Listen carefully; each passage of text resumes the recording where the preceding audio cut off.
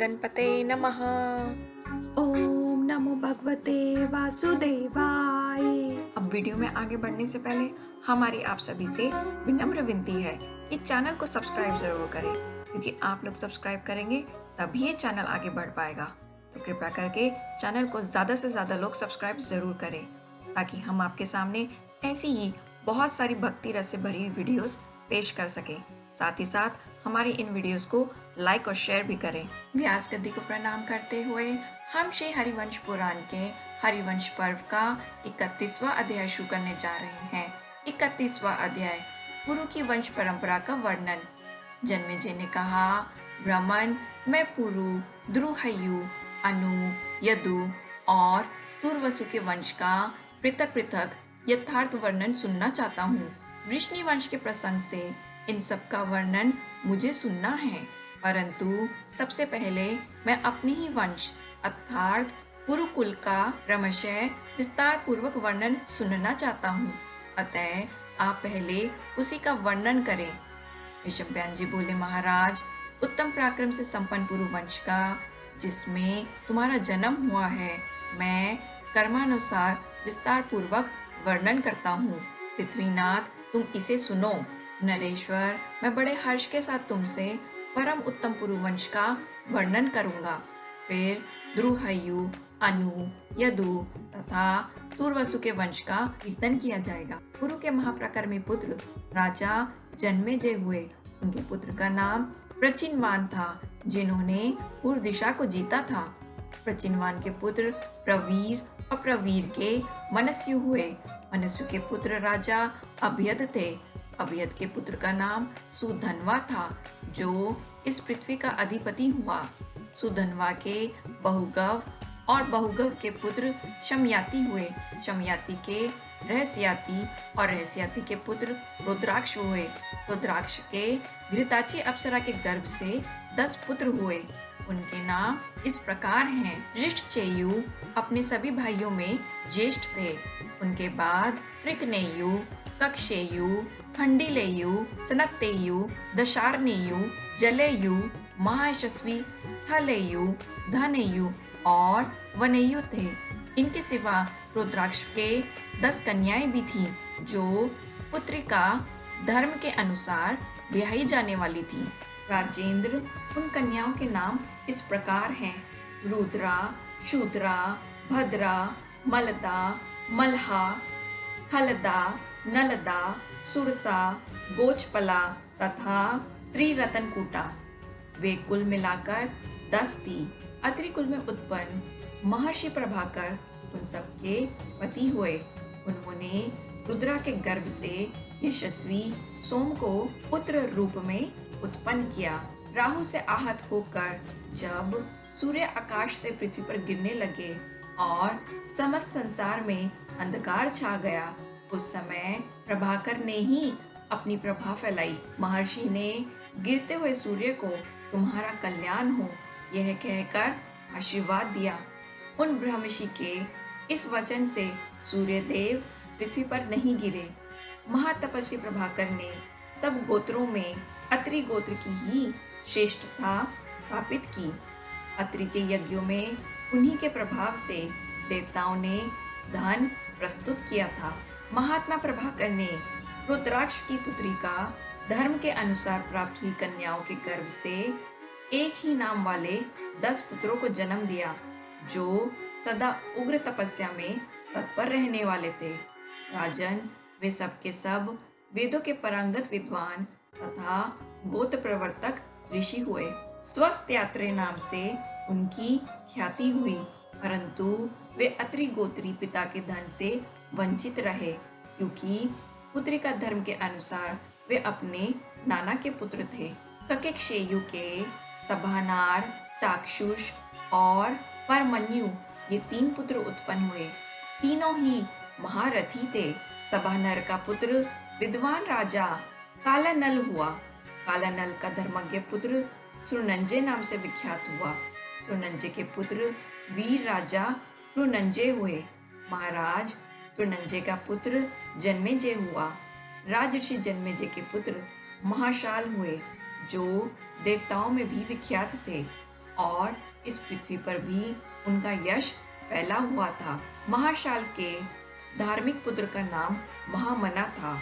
वे एक वीर पुत्र के रूप में उत्पन्न हुए थे। महायशस्वी महामना का देवता भी सम्मान करते थे। भरतनंदन महामना ने 2 पुत्रों को जन्म दिया, धर्मज्ञ उशीनर और महाबली तितिक्षु। उशीनर की 5 पत्नियां थीं, जो राज ऋषियों के कुल में उत्पन्न हुई थी। उनके नाम इस प्रकार हैं: नृगा, कृमि, नवा, दर्बा और 5वीं दृष्टवती। उनके गर्भ से कुशीनर के 5 पुत्र हुए, जो अपने वंश की मर्यादा को ऊंचा उठाने वाले थे। भारते वे अपने वृद्ध पिता के महान तप से उत्पन्न हुए थे। नृगा के पुत्र नृग थे। कृमि के गर्भ से कृमि का जन्म हुआ था। नवा के पुत्र नव तथा दर्वा के सुव्रत हुए। तात दृष्टवती के गर्भ से कुशीनर कुमार राजा शिबी का जन्म हुआ। शिबी को शिबी देश का राज्य मिला और नृग को योध्य प्रदेश का। नव को नवराष्ट्र तथा कुर्मी को रुमिलापुरी का राज्य प्राप्त हुआ। सुव्रत के अधिकार में अम्भष्ट देश आया। अब शिबी के पुत्रों का वर्णन सुनो। शिबी के 4 वीर पुत्र हुए, वृषदर्भ, सुवीर, मद्रक तथा कैकय। ये चारों राजकुमार तीनों लोकों में विख्यात थे। इनके समृद्धशाली जनपद भी इन्हीं के नाम से प्रसिद्ध होकर वृषदर्भ, सुवीर, मृदक तथा कैकय कहलाए। अब तितिक्षु की संतति का वर्णन सुनो। भारते तितिक्षु के पुत्र महाबहु राजा कुशध्रत हुए, जो पूर्व दिशा के अधिपति थे। इनके पुत्र का नाम फेन था। फेन से सुतपा का जन्म हुआ। सुतपा के पुत्र बलि थे। दानव राज बलि ही मनुष्य योनि में जन्म लेकर राजा बलि के नाम से विख्यात हुए। वे सोने का तरकस रखते थे। पूर्व काल में राजा बलि महान योगी थे। उन्होंने इस भूतल पर वंश की वृद्धि करने वाले 5 पुत्र उत्पन्न किए। उनमें सबसे पहले अंग की उत्पत्ति हुई। तत्पश्चात कर्मशय, वंग, सुयद, पुंड्रु तथा कलिंग उत्पन्न हुए।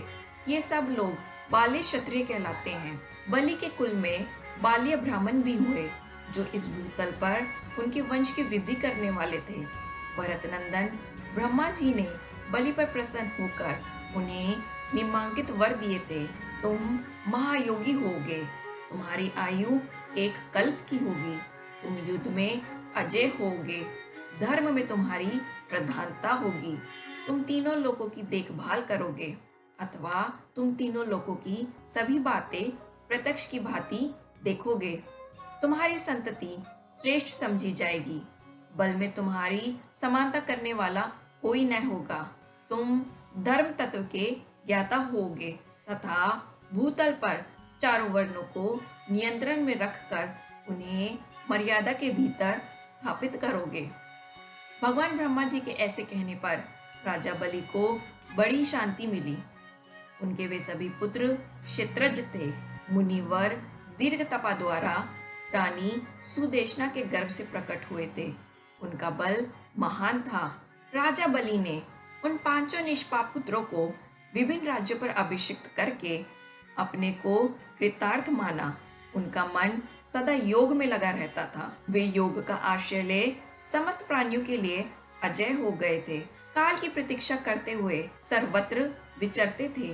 राजन, दीर्घ काल के पश्चात उन्हें अपना स्थान उपलब्ध हुआ।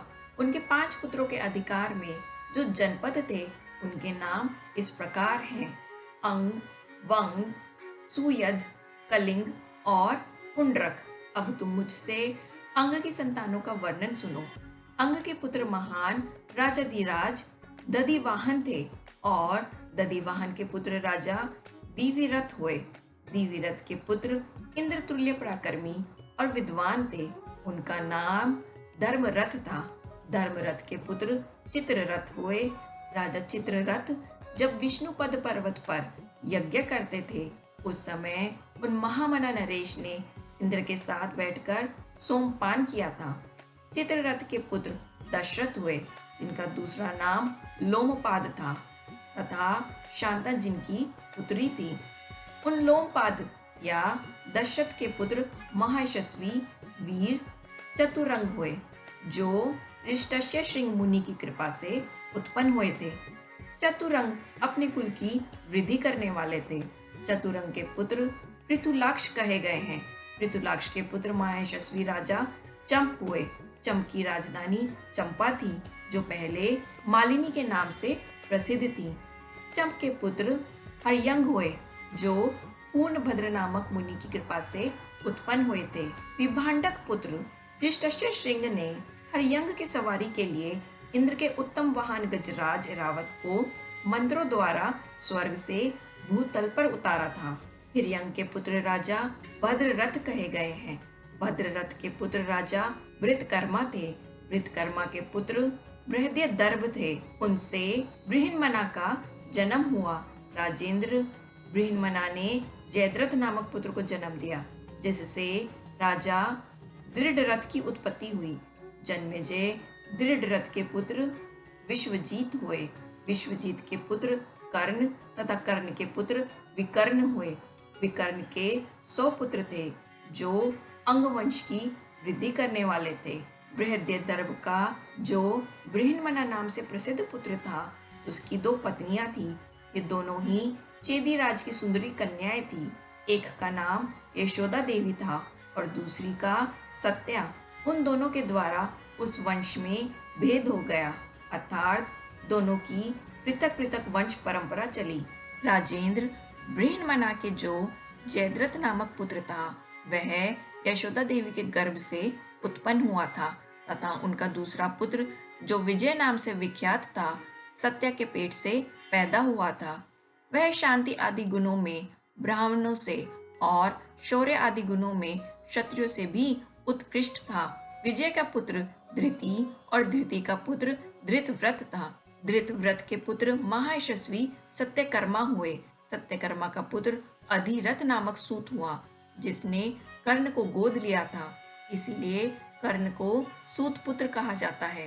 राजन, यह सब मैंने तुम्हें महाबली कर्ण के विषय में बताया है। कर्ण का पुत्र वृषसेन हुआ और वृषसेन का पुत्र वृष कहा गया है। ये सब अंगवंशी राजा मेरे द्वारा बताए गए हैं, जो सत्यव्रती, महात्मा, पुत्रवान तथा महारथी थे। महाराज पृथ्वीनाथ, अब मैं रुद्राक्ष कुमार ऋष्टचेयु के वंश का वर्णन करूंगा, जिसमें तुम्हारा जन्म हुआ है। तुम इसे सुनो। अत श्री महाभारत कलिबाग हरिवंश के अंतर्गत हरिवंश पर्व में कुक्षेयु वंश का वर्णन विषयक 31वां अध्याय संपूर्ण हुआ और अंत में हम व्यास गद्दी से हाथ जोड़कर उन सभी गलतियों के लिए क्षमा मांगते हैं जो हमने इस अध्याय के श्रवण में की हो, और हम सभी दर्शकों से ये भी विनती करते हैं कि हमारे चैनल को ज़्यादा से ज़्यादा लोग सब्सक्राइब करें।